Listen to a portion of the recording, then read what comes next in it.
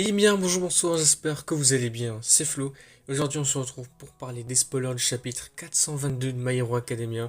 Avant que cette vidéo ne commence, je vous le rappelle, si vous voulez me soutenir sur les prochaines vidéos, n'oubliez pas de vous abonner à la chaîne et c'est parti. La dernière fois, au chapitre 421, après 2 semaines, on s'était laissé sur un très bon chapitre, vraiment un excellent chapitre, très symbolique autour d'Izuku et de un peu tout le monde, tous les héros globalement. C'était vraiment un chapitre incroyable. Et donc ce chapitre-là va continuer directement, c'est la suite directe du précédent. Nous commençons directement avec la première page. Le chapitre va démarrer avec Aoyama qui reste en arrière comparé à Izuku parce que les tentacules d'All for One ont détruit une partie du sol. Donc ça c'était son alter qu'il avait utilisé. Ouais, les sortes de projectiles de couleur noire assez sombre. Mais Aoyama va dire à Deku de continuer de courir. Aizawa lui va tenter de demander à Shirakumo d'ouvrir un nouveau portail, mais il va réaliser qu'il n'a plus de force pour utiliser son alter. Donc maintenant Shirakumo c'est fini. En tout cas il aurait été très utile, franchement énormément. Grâce à l'arrivée de tous les héros qu'il a pu faire venir sur le champ de bataille, c'est vraiment énorme. Donc là il a rempli son rôle on va dire. On continue à la page 2, les héros continuent d'attaquer, mais les attaques ne fonctionnent pas du tout sur All for One. On voit qu'il est beaucoup trop puissant, il arrive à tous les contrer tranquillement. Aizawa ensuite dira à tous de dégager un chemin pour que Deku puisse atteindre Shigaraki, et en même temps All for One va se préparer à utiliser ce qu'il avait déjà utilisé, la libération totale de tous les facteurs alters, ce qu'il avait fait avec Bakugo. Donc là on peut s'en douter, s'il arrive à utiliser ça, alors là je donne pas cher de tout le monde, là je pense que tout le monde va se faire exploser vraiment.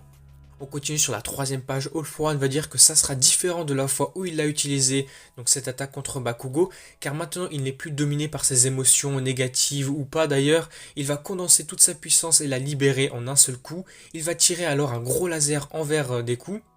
Mais attention à la page 4, nous allons voir Hagakure qui arrive, qui intervient et va réfléchir le laser pour l'empêcher de toucher Deku.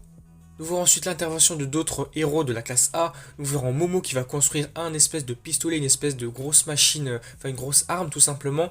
Et Kaminari va le charger avec son électricité pour tirer sur All for One. Mais comme on s'en doute, il va l'arrêter, le bloquer tranquillement. Ça ne l'a pas affecté énormément. À la page 5, on continue avec All For One qui va lancer encore plus de ses tentacules noirs bizarres, là son alter bizarre, et Deku est sur le point de les frapper avec le One for All, mais plusieurs autres élèves vont intervenir et les détruire en lui disant de ne pas gaspiller ses forces, son énergie pour le moment. Dans un même temps, nous allons voir deux personnages, Shoji qui va attraper Deku avec l'un de ses bras, et puis Tsuyu aussi qui va l'attraper avec sa langue. À la page 6, nous verrons divers personnages qui vont apparaître, la famille de Tsuyu, et puis également la fille que Shoji avait sauvée dans le passé. Ils vont regarder la diffusion du combat en direct et vont les voir se battre. Nous verrons alors Tsuyu et Shoji qui vont lancer Izuku en avant vers All for One, et Deku va enfin réussir à appeler Tsuyu par son prénom en disant Tsuyu, puisque depuis toujours il l'avait toujours appelé Asui par son nom de famille, mais là c'est la première fois qu'il l'appelle par son prénom. Continuons avec la septième page où nous voyons Kirishima et Ashido cette fois-ci qui vont bloquer une autre attaque de All for One pendant que leurs amis du collège les regardent et vont crier leur nom. Donc là c'est vraiment super cool et intéressant quand même. À chaque fois on voit les personnages principaux faire quelque chose, défendre, protéger Izuku, défendre une attaque, etc. Faire quelque chose et puis d'un autre côté on va voir, on va dire des proches, des gens qui sont un peu liés à ces personnages-là, qui sont en train de regarder le combat. C'est quand même intéressant ce point de vue-là. La page 8 se focalisera ensuite sur All for One. Il va dire qu'il ne comprend pas tout simplement pourquoi ces héros qui peuvent à peine bouger, se déplacer, ne meurent pas, pourquoi il n'arrive pas à les tuer comme ça. Il va alors se souvenir de quelque chose, de ce qu'il avait dit à Izuku dans les vestiges quand Shigaraki avait touché Izuku pendant la guerre contre les vilains, à propos de lui comme quoi il était inutile. Et également comme quoi transférer son alter, le One for All, à Izuku c'était quelque chose vraiment d'inutile et de pas ouf du tout.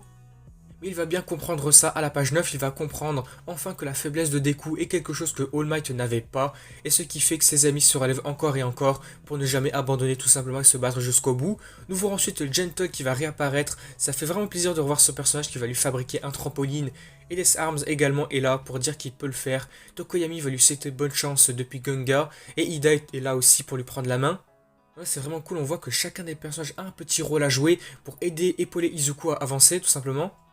À la page 10, All for One va essayer d'utiliser une autre attaque, mais le trou de sa main, donc, qui fait référence un peu à son pouvoir, le All for One, va commencer à saigner. Il est assez confus de ça, puisque je crois que c'est la première fois que ça doit lui arriver.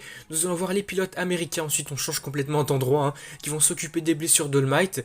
Et puis il dira que voir Deku comme ça courir, ce jour-là lui a permis de faire de même, de ne pas abandonner et de se battre encore. Et c'est à ce moment-là que Deku est devenu 3 petits points, on n'aura pas la suite tout de suite, on l'aura un petit peu plus tard dans le chapitre, mais ça va être incroyable vraiment. On continue sur la 11e page où nous allons voir ensuite Melissa Shield souhaitant bonne chance à Izuku. Sur la prochaine page, on a également Roddy et Pino qui va faire de même, l'encourager.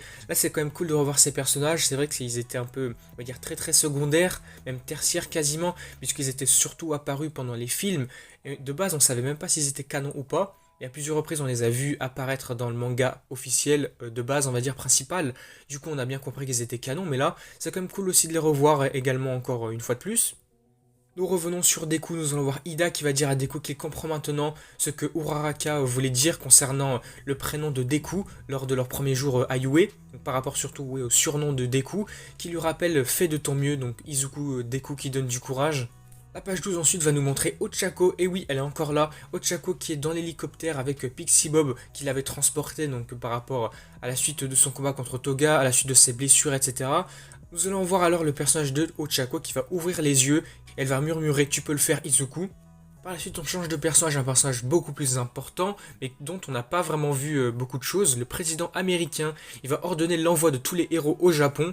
Alors je sais pas pourquoi il dit ça d'un coup comme ça, puisque il y a quand même de la distance, je sais pas trop ce qu'ils vont faire, ou est-ce qu'ils vont apparaître à la fin du combat pour peut-être aider les autres, aider les héros à se soigner, je sais pas du tout. Peut-être qu'ils vont juste être là en soutien, je sais pas, parce qu'avec la distance, ils pourront pas arriver avant la fin du combat, je pense.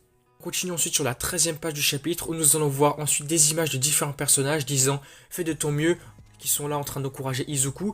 De mémoire, donc si je me rappelle bien, on a Grand Torino, on a Eri, on a d'autres civils, etc. On a plein de personnages comme ça.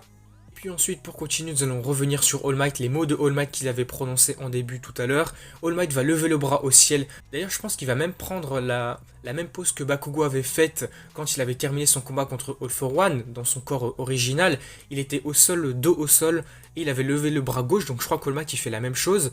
Et là, il va continuer sa phrase, il va dire « Ce jour-là, tu es devenu mon plus grand héros ». Donc là, entendre ces mots de All Might, c'est vraiment incroyable, c'est super cool aussi, puisque c'est vrai que Deku a fait énormément de choses par rapport à All Might. Il l'a beaucoup aidé aussi à continuer son combat pour ne pas mourir et ne pas abandonner tout simplement. Et puis nous allons finir le chapitre sur cette dernière double page, la page 14 et 15. Nous allons voir enfin la mère de Izuku, ça faisait pas mal de temps aussi qu'on ne l'avait pas vue. Elle est là aussi pour encourager son fils, alors qu'il va donner un coup de poing à All for One. Il va réussir à atteindre All for One et lui mettre un gros coup de poing au niveau du torse.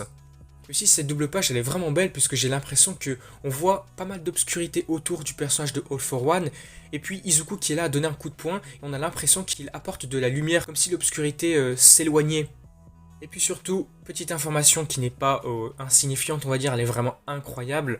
Le chapitre se termine là-dessus avec le titre du chapitre qui a été seulement énoncé en fin de chapitre. Chapitre 422, Izuku Midoriya, l'envol. Donc ça reprend les mots tout simplement de plusieurs personnages qu'on avait eu. On a vu ça avec Bakugo, avec Shoto, avec Momo, avec All Might, je crois, je suis pas sûr. Mais on a vu ça avec beaucoup de personnages, comme quoi ça serait leur éveil, on va dire.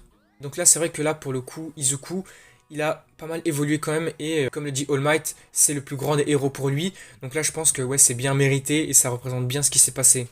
Et du coup voilà, le chapitre s'arrête là-dessus, on apprend qu'il n'y a pas de pause pour la semaine prochaine, donc ça c'est super cool. Mais par contre, autre information qui peut nous rendre triste, j'imagine, elle est quand même pesante cette information, c'est que ce chapitre-là, il va conclure le tome 41 du manga. Et aussi le leaker, en partageant les spoils, a dit cette information-là, comme quoi potentiellement le prochain tome, le tome 42, serait le dernier, signant vraiment la fin du manga. Alors c'est vrai que cette information, ouais, elle est grosse, elle est énorme. Et ouais, c'est assez choquant quand même de se dire que MHA sera quasiment terminé, puisque là on est vraiment au combat final, hein, c'est Izuku contre All for One, même tout le monde contre All for One. Alors là, se dire qu'on est quasiment à la fin, c'est vrai qu'il doit rester, je sais pas, peut-être, ça se trouve une dizaine, une vingtaine de chapitres, même pas, on est vraiment très proche de la fin. Du coup voilà, je pense qu'on va s'arrêter ici pour cette vidéo, j'espère qu'elle vous aura plu. Le chapitre aura été super cool en globalité, il aura été beaucoup tourné sur un peu tous les héros, chacun avait un rôle à jouer, sur le fait qu'Izuku a avancé pour combattre All for One, là ils sont au corps à corps.